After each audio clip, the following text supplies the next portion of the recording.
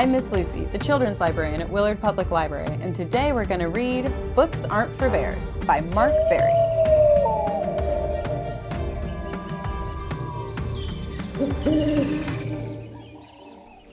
There once was a very content bear. He had all that a bear could need: woodland friends, a cozy home, and plenty of honey and nuts. But one day, Bear found something that changed everything.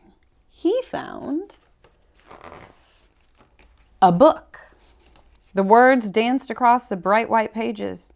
He didn't understand them, but suddenly he wasn't so content. He wanted more. "Look at this," he said. Owl, being wise like owls are, taught Bear to read. They spent warm autumn afternoons reading together at the foot of Owl's oak tree home. The more he read, the more books Bear wanted. He searched every day, but he never found another book. However, he did find a bicycle. The owner of this little bike must be missing it, thought Bear. I'll take it back to the city. Perhaps I'll find some new books. Bear called together his forest friends. "Friends, I'll be leaving the forest for the big city. I need more books, and surely I will find them there," he said. Bear stood at the edge of the forest, feeling nervous, but with a deep breath and a wave goodbye, he joined the traffic heading to the big city. He could see it in the distance. Before long, the sky darkened and rain began to fall, but Bear pedaled on into the wind. Cars whizzed past him, and children stared out of their windows, amazed at the cycling bear. But strangely, no grown-up seemed at all concerned. That's the trouble with grown-ups. They hardly notice anything important. When Bear arrived in the city, he stopped at the first school he could find. As he started to look for the owner of the bike, he spotted the open door of a classroom. Inside, Bear could see a pile of books on the table. "Ah, books! This is a perfect place for me," thought Bear. "Out, out, out! This is a classroom. Classrooms are for children. And so are books. Books aren't for bears." Poor Bear hurried away.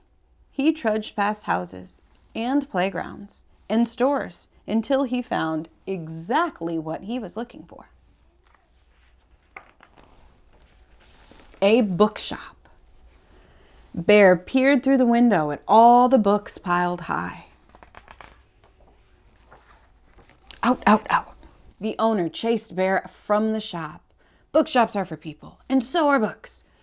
Books aren't for bears." Bear was tired, and Bear was sad. It was time to go back to the forest. As Bear started walking the long walk back, he passed a large window with lights on inside. He peeked in and could not believe what he saw.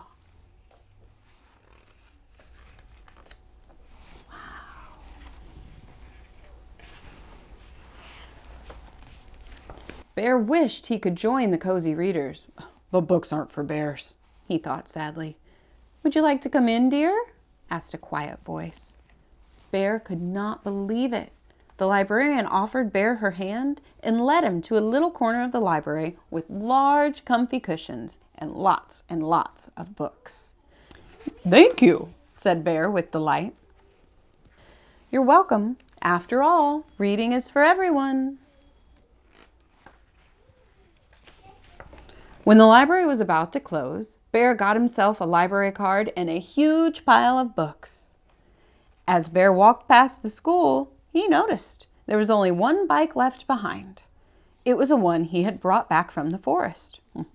"Perhaps it was meant to be mine," he thought. All Bear's forest friends were thrilled to have him back. They were amazed to see so many books. "Well, I'll have to return these in 3 weeks," explained Bear. "But then I can get more." Bear now had more than what he needed. He settled in at the foot of Owl's tree, surrounded by his friends, and began to read. There was once a very content bear. The end.